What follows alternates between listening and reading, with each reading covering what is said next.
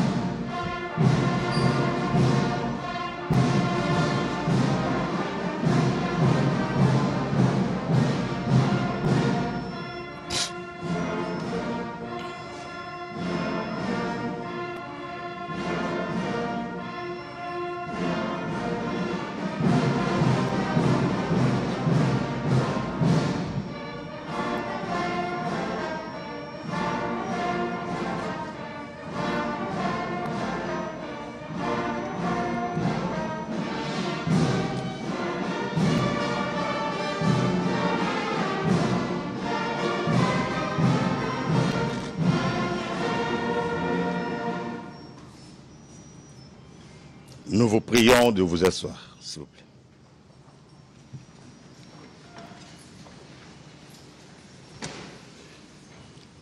De bonheur, de paix et de prospérité pour cette nouvelle année 2025. Cette cérémonie est également l'occasion de vous exprimer, au nom du peuple congolais, du gouvernement et en mon nom propre, notre profonde gratitude pour les actions que vous avez menées au quotidien en faveur de la consolidation des relations d'amitié et de coopération entre vos pays, vos organisations et la République démocratique du Congo durant l'année écoulée. Je voudrais par ailleurs profiter de cette tribune pour souhaiter la bienvenue et réitérer mes félicitations aux nouveaux ambassadeurs de la Fédération de Russie et de la République de l'Inde, accrédités en République démocratique du Congo, et qui m'ont présenté leur lettre de créance en ce début d'année 2025. Votre présence parmi nous marque une nouvelle étape dans nos relations bilatérales et multilatérales, et je suis convaincu que nos collaborations futures renforceront davantage nos liens d'amitié. Monsieur le doyen du corps diplomatique, Excellences, Mesdames et Messieurs, l'année 2024, bien que marquée par des défis considérables, a également été une année de progrès significatif pour la République démocratique du Congo. Ce fut une année où, face à l'adversité, nous avons choisi la résilience, l'action et la conviction. Aujourd'hui, je me tiens devant vous pour exposer nos priorités et réaffirmer avec fermeté nos attentes envers la communauté internationale face aux menaces persistantes qui pèsent sur notre nation et notre région. Excellences, Mesdames et Messieurs, 2024 avait débuté sous le signe de la confirmation de ma victoire et de celle de la coalition politique que j'ai conduite, l'Union sacrée de la nation, lors des élections générales de décembre 2023. Ce scrutin, libre et transparent, a permis au peuple congolais d'exprimer dans toute sa souveraineté sa confiance renouvelée en notre vision et notre projet de société. Cette confiance, je la considère comme un appel à ancrer durablement la justice, la paix et le développement au cœur de notre gouvernance. Fort de ce plébiscite populaire, j'ai eu l'honneur le 20 janvier 2024 de prêter serment pour un second mandat à la tête de notre nation. Ce moment chargé de sens témoignait de la vitalité démocratique de notre pays, où la légitimité du pouvoir réside dans les urnes et où la séparation des pouvoirs entre les institutions garantit un équilibre indispensable à la gestion de la chose publique. En République démocratique du Congo, nous avons fait le choix irréversible de bannir la dictature et de construire une démocratie véritablement inclusive. Contrairement à d'autres pays où les élections s'apparentent à des répétitions d'un scénario préécrit, avec des adversaires soigneusement choisis d'avance pour garantir un résultat inchangé, le processus électoral congolais est un espace ouvert où chaque voix compte, où chaque citoyen peut concourir et où l'opposition a sa place. Ce modèle, certainement perfectible, représente aujourd'hui une source d'inspiration pour de nombreuses démocraties émergentes en Afrique et dans le monde. Les institutions issues de ce cycle électoral, toutes installées dans le strict respect de notre Constitution, sont désormais pleinement fonctionnelles et engagées dans la mise en œuvre de réformes destinées à renforcer la gouvernance, à promouvoir l'état de droit et à garantir la transparence dans la gestion de nos ressources publiques.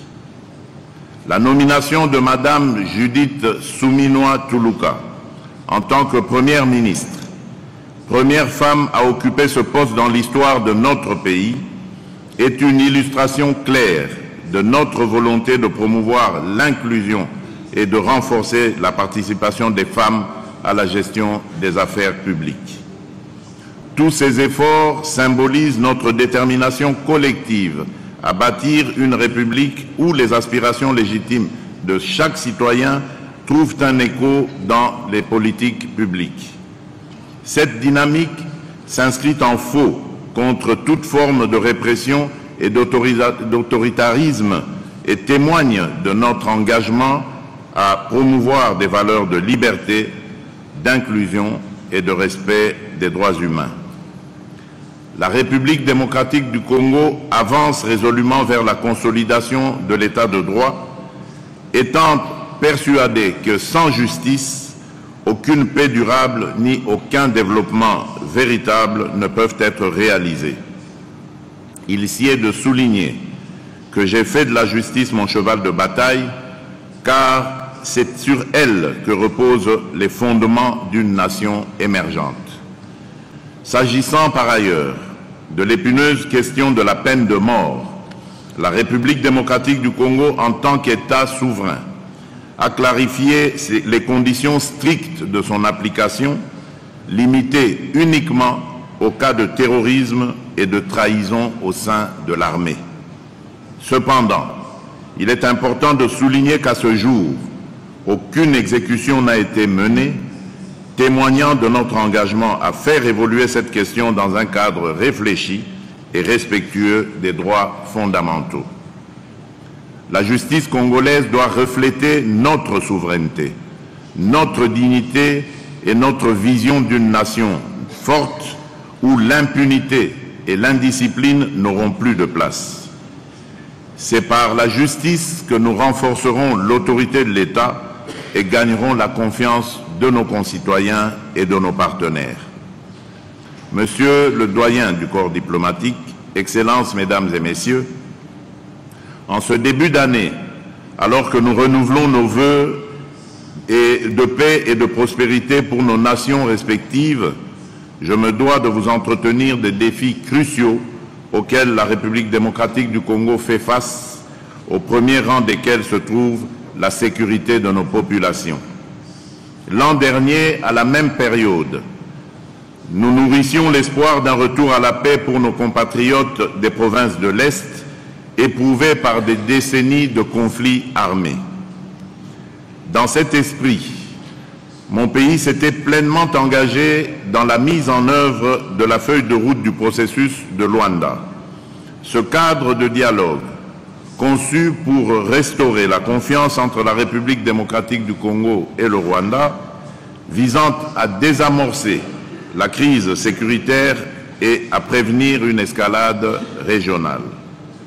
Cependant, en dépit de notre bonne foi et de notre volonté inébranlable de privilégier la voie diplomatique, la situation sécuritaire à l'Est s'est gravement détériorée. Des groupes armés, notamment le M23, soutenus directement par le Rwanda, continuent de semer la terreur dans les provinces du Nord Kivu, du Sud Kivu et de l'Ituri, forçant des millions de personnes à fuir leur foyer pour s'entasser dans des camps de réfugiés. Le rapport accablant des experts des Nations Unies, publié en décembre 2024, a confirmé ce que nous dénonçons depuis des années.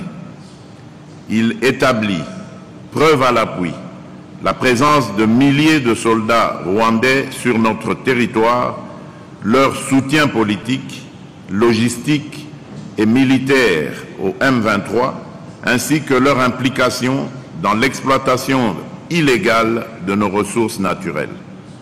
Ces actes, qui constituent une violation flagrante de notre souveraineté, ont des conséquences humanitaires désastreuses. En 2024, plus de 650 civils ont été tués dans des attaques perpétrées par des groupes armés soutenus par le Rwanda. Des milliers d'autres ont été blessés ou portés disparus. La crise des déplacés internes s'est aggravée avec plus de 6 millions de personnes contraintes de quitter leur foyer et vivant dans des conditions précaires dans des camps surpeuplés. Dans les zones sous contrôle du M23, des administrations parallèles, à la fois administratives et coutumières, ont été instaurées de manière illégitime, imposant un régime répressif qui exploite les populations locales et sape gravement l'autorité de l'État. Ces pratiques inacceptables constituent bien plus qu'une tentative de légitimer l'illégalité. Elles s'inscrivent dans une stratégie délibérée visant à affaiblir notre nation tout en mettant en place un système dangereux d'épuration ethnique aux conséquences humaines et sociales désastreuses. Grâce à la médiation du président angolais, son Excellence M. João Lourenço, un cessez-le-feu avait été conclu dans le cadre du processus de Luanda et devait entrer en vigueur début août. La République démocratique du Congo s'y était engagée de manière sincère, espérant qu'il marquerait le début d'une paix durable. Mais, à notre grand regret, cet accord a été maintes fois violé par le Rwanda, qui, par le biais du groupe terroriste M23, continue impunément d'attenter à notre souveraineté nationale. Dans le même ordre d'idées, l'annulation du sommet tripartite du processus de Luanda, prévu le 15 décembre 2024, du fait de l'absence du président rwandais et de l'introduction par la délégation rwandaise d'une nouvelle condition préalable, à savoir l'exigence d'un dialogue direct entre la République démocratique du Congo et le groupe terroriste du M23, témoigne du peu de considération accordée par nos voisins aux efforts de paix. Exiger un dialogue direct avec un groupe terroriste revient à légitimer des agissements qui violent nos lois et principes fondamentaux. Excellences, Mesdames et Messieurs, nous avons pris note des condamnations émises par certains de nos partenaires à l'encontre du Rwanda pour son rôle dans la déstabilisation de l'Est de notre pays.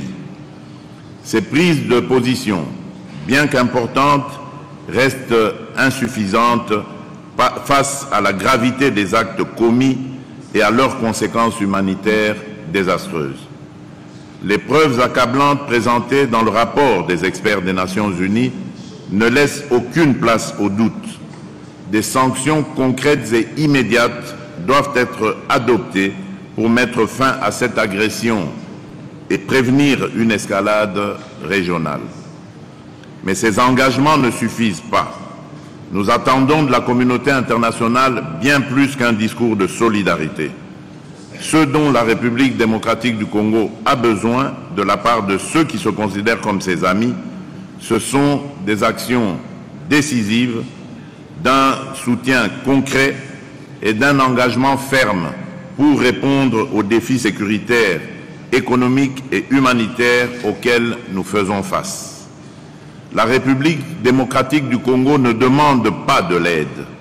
Elle exige une solidarité juste et équitable, fondée sur le respect de sa souveraineté, de son intégrité territoriale et de ses droits fondamentaux. Ce soutien n'est pas une faveur. C'est une responsabilité collective dans la préservation de la paix et de la sécurité internationale. La communauté internationale doit maintenant transformer ces déclarations en actions tangibles et dissuasives. Des sanctions ciblées contre le Rwanda, ses responsables militaires et politiques impliqués dans ces exactions, ainsi que leurs réseaux financiers sont impératives. Il est temps que les principes de responsabilité et de justice prévalent. Le gouvernement de la République démocratique du Congo, pour sa part, reste résolu à défendre l'intégrité de notre territoire et à protéger nos concitoyens contre toute forme d'agression. Nous continuons à renforcer les capacités opérationnelles de nos forces armées pour éradiquer tous les groupes armés responsables de ces violences. Toutefois, notre détermination à ramener la paix et la stabilité dans l'Est de notre pays ne se limite pas aux mesures militaires ou aux initiatives de désarmement. Nous sommes convaincus que la lutte contre les conflits armés passe également par une stratégie intégrée de développement, de justice sociale et de gouvernance inclusive. Le processus de Luanda, malgré les obstacles, reste une opportunité que nous continuons de privilégier avec détermination dans un esprit sincère mais lucide. Notre engagement dans ce cadre a toujours reposé sur la volonté sincère de résoudre pacifiquement la crise qui oppose la République démocratique du Congo au Rwanda. Cependant, les provocations continues de Kigali, ses violations répétées des accords et son soutien actif au M23, disons-le clairement, compromettent la crédibilité de ce processus. Mais permettez-moi d'être parfaitement clair. La République démocratique du Congo ne se soumettra jamais aux pressions d'acteurs extérieurs tentant d'imposer des conditions contraires à nos intérêts et à notre souveraineté. Nous ne cesserons de réaffirmer notre position. Le dialogue avec un groupe terroriste comme le M23 est une ligne rouge que nous ne franchirons jamais. Toute tentative de normaliser ou de légitimer ces criminels constitue une insulte à la mémoire des victimes et un affront aux principes fondamentaux du droit international. Dans ce contexte, je salue le rôle crucial joué par la mission de la Communauté de développement d'Afrique australe, la SADC, en République démocratique du Congo par la SAMI DRC. Le renouvellement de son mandat en 2024 a été un signal fort de solidarité régionale face à la menace posée par les groupes armés. La SAMI DRC, par son appui aux forces de la République démocratique du Congo, continue de jouer un rôle essentiel dans la stabilisation des provinces affectées. Ce partenariat, fondé sur la confiance et le respect mutuel, est un exemple concret de l'efficacité de la coopération régionale pour faire face aux défis sécuritaires. Nous devons cependant aller au-delà de ces efforts. La lutte contre les groupes armés ne peut être pleinement efficace sans s'attaquer aux racines économiques des conflits. L'exploitation illégale de nos ressources naturelles, en particulier les minerais stratégiques tels que le coltan et l'or, alimente ces violences et profite à des réseaux criminels transnationaux. En 2024, nous avons intensifié nos efforts pour renforcer la traçabilité de nos minerais avec le soutien de partenaires internationaux. Nous avons également entamé des discussions pour la mise en œuvre de mécanismes de transparence et de certification pour garantir que les richesses de notre pays bénéficient aux Congolais et non à des acteurs extérieurs. Ces initiatives, bien que prometteuses, nécessitent un engagement global pour tarir les sources de financement des groupes armés et renforcer la gouvernance dans le secteur des ressources naturelles. Excellences, Mesdames et Messieurs, dans un autre registre, nos efforts pour renforcer l'autorité de l'État et garantir la sécurité de nos citoyens se poursuivent avec une détermination sans faille. Dans ce contexte, la mise en œuvre du plan de désengagement progressif de la MONUSCO représente une étape essentielle. Ce processus, mené en concertation avec les Nations Unies et conformément à la résolution 2666 du Conseil de sécurité, est une réponse à la volonté légitime de notre peuple de voir l'État congolais assumer pleinement ses responsabilités en matière de sécurité et de gouvernance. Nous avons entamé ce désengagement de manière ordonnée dans la province du Sud Kivu, en mettant en place des mécanismes pour éviter tout vide sécuritaire. Ce retrait progressif est accompagné d'un renforcement significatif des capacités de nos forces armées et de nos forces de sécurité qui ont démontré leur engagement à protéger notre territoire et nos populations. Cependant, je tiens à souligner que ce processus ne pourra réussir que si la communauté internationale reste mobilisée pour appuyer les efforts de stabilisation et répondre aux causes profondes des conflits qui ravagent certaines parties de notre pays. Dans cette optique, nous avons renforcé l'action du Plan national de désarmement, démobilisation, relèvement communautaire et stabilisation, le PDDRCS. Ce programme, fondamental pour la réintégration des anciens combattants dans la vie civile, vise à offrir une alternative durable aux jeunes enrôlés dans les groupes armés.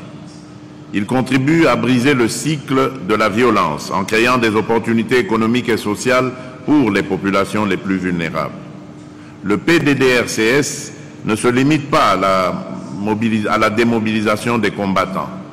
Il s'inscrit dans une vision plus large de stabilisation des zones affectées par les conflits.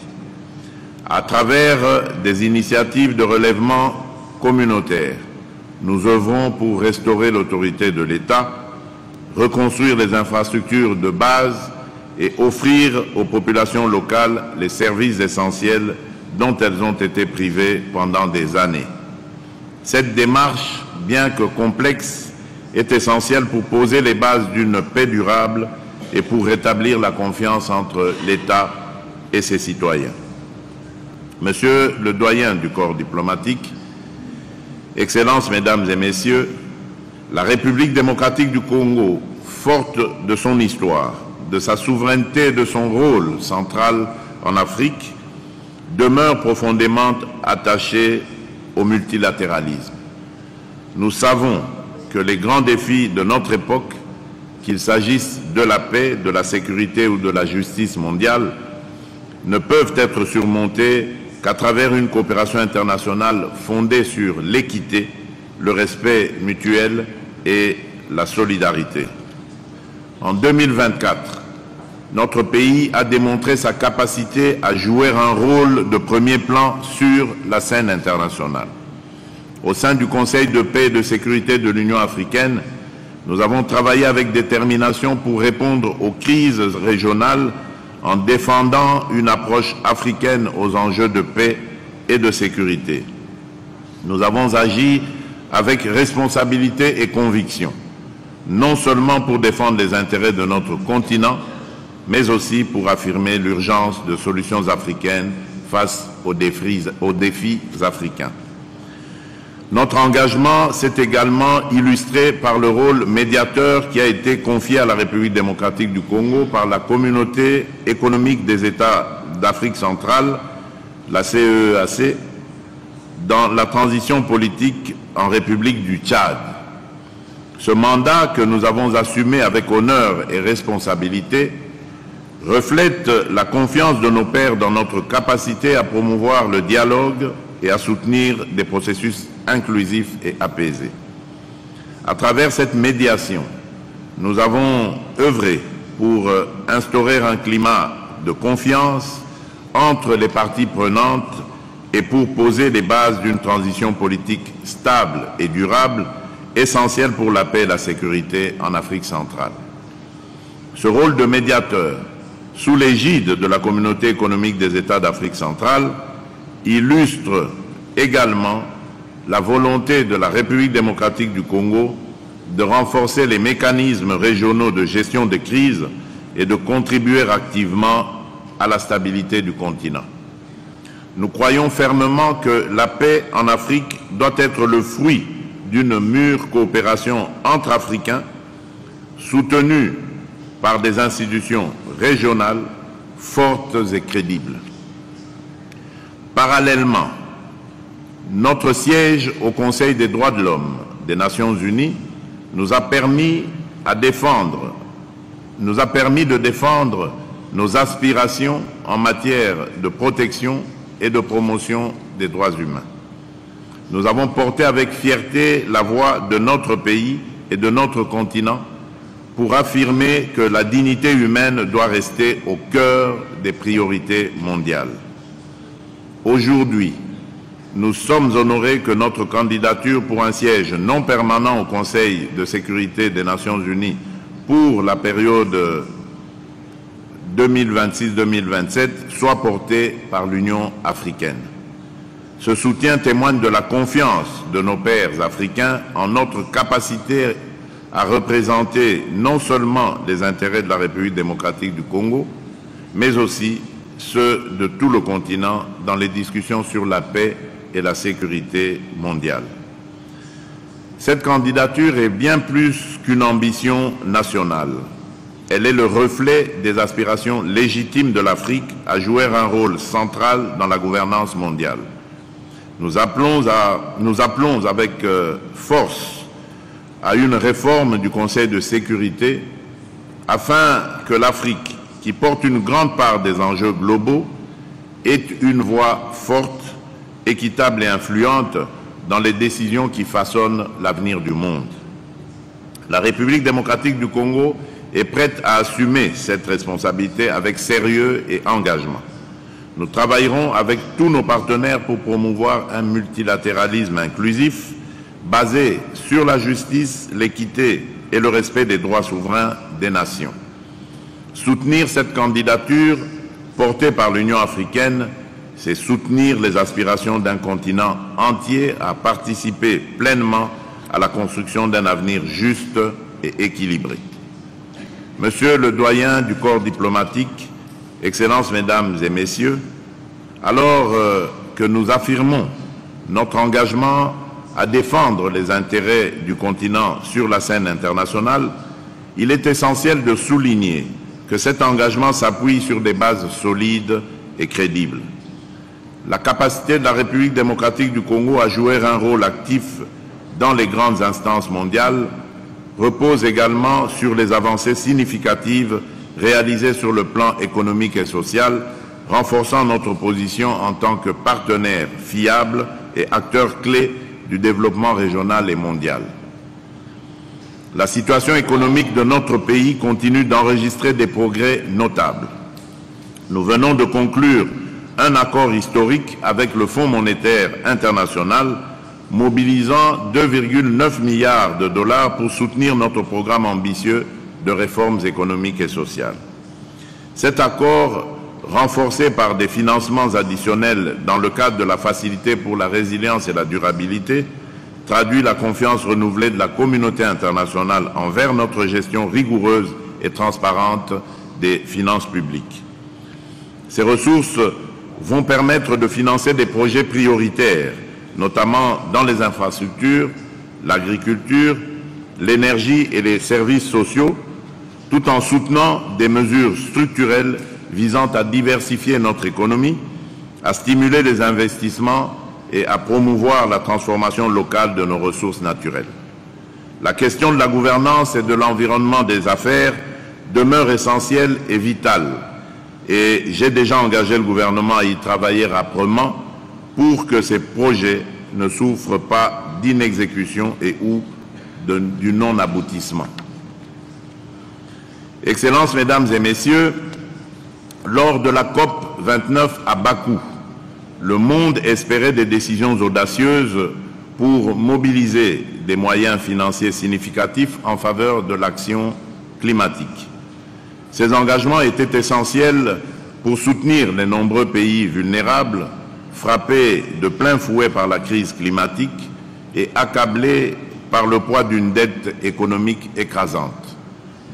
Hélas, force est de constater que nous avons collectivement manqué l'occasion de faire de cette COP la réussite qu'elle aurait dû être face à l'urgence climatique.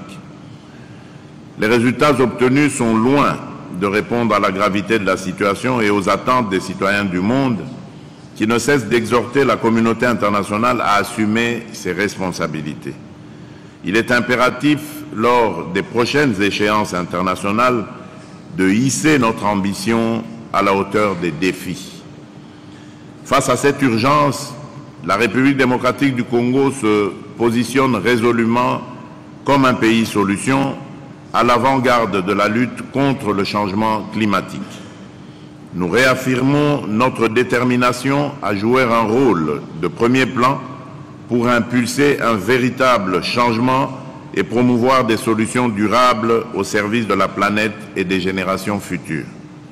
La République démocratique du Congo, en tant que deuxième poumon écologique de la planète, grâce aux forêts du bassin du Congo, joue un rôle central dans la lutte mondiale contre le changement climatique. Nous assumons cette responsabilité avec sérieux, mais rappelons qu'elle doit être partagée de manière juste et équitable. C'est tout à la fois une question d'efficacité et de justice. Nous affirmons avec conviction que les efforts de préservation de l'environnement ne doivent pas se faire au détriment du développement de nos populations. Nous appelons à des partenariats équitables, basés sur une rétribution adéquate pour les services inestimables que nos écosystèmes rendent à l'humanité. Dans cette optique, le lancement du couloir vert Kivu-Kinshasa reflète notre vision d'un développement durable et inclusif. Ce projet, couvrant plusieurs provinces, transforme les zones affectées par les conflits en pôles de croissance économique et de préservation environnementale. En impliquant activement les communautés locales, notamment les jeunes et les femmes, nous créons des opportunités concrètes tout en réduisant les tensions liées à l'accès aux ressources naturelles. Le couloir vert va bien au-delà d'une initiative environnementale. Il apporte une réponse globale aux défis économiques, sociaux et sécuritaires de notre pays. Ce projet générera des emplois axés sur l'agriculture durable, la restauration des écosystèmes et l'écotourisme et offre une alternative tangible à l'économie de guerre dans cette partie de notre pays. Pour concrétiser cette vision, La République démocratique du Congo, mon pays, demeure ouverte à toute coopération pour un développement durable. Ainsi, près de 500 000 km² de forêts primaires seront protégés et l'évolution d'un corridor stratégique sera facilitée par le développement socio-économique et la valorisation durable des ressources naturelles au profit des communautés locales. Nous lançons aujourd'hui un appel à d'autres partenaires pour rejoindre cet effort collectif. Ce projet, au-delà de ses bénéfices pour la République démocratique du Congo, représente une contribution essentielle à la lutte mondiale contre le changement climatique. Monsieur le doyen du corps diplomatique, Excellences, Mesdames et Messieurs, vos pays et vos organisations ont été des partenaires précieux dans les avancées économiques, sociales et humaines que j'ai eu l'honneur de partager avec mes compatriotes lors de mon discours sur l'état de la nation le 11 décembre 2024. Votre soutien a été un levier essentiel dans notre quête de progrès et de transformation. Nous restons pleinement engagés à mener à bien les réformes institutionnelles annoncées et nécessaires pour assurer des fondements solides de notre nation aux générations futures. L'objectif est clair: renforcer la transparence et améliorer l'efficacité de nos services publics afin de mieux servir chaque Congolais et de consolider la confiance de notre peuple dans ces institutions. L'éducation et la formation professionnelle demeurent au cœur de nos priorités, car nos jeunes constituent la force vive et l'avenir de notre nation. Nous développons des programmes spécifiques pour encourager l'entrepreneuriat et l'innovation, en leur offrant les moyens de contribuer activement au développement de notre pays. Parallèlement, nous intensifions nos efforts pour industrialiser et transformer localement nos ressources naturelles afin de générer des emplois durables et de consolider les fondations d'une économie résiliente. La sécurité, le bien-être de nos concitoyens et le rayonnement de notre pays sur la scène internationale, telles seront les priorités de notre action en 2025. Enfin, je compte sur chacun de vous, représentants de vos États et organisations, pour être les ambassadeurs de la République démocratique du Congo auprès de vos gouvernements et institutions. Portez avec fierté le message d'un pays en plein dynamisme, ouvert au monde et déterminé à bâtir un avenir prospère. Je voudrais clore mon propos en vous souhaitant à nouveau, à chacune et à chacun de vous, une excellente et heureuse année 2025, empreinte de succès et de sérénité. Que cette nouvelle année renforce nos liens d'amitié et de coopération pour le bien de nos peuples et de notre planète. Je vous remercie.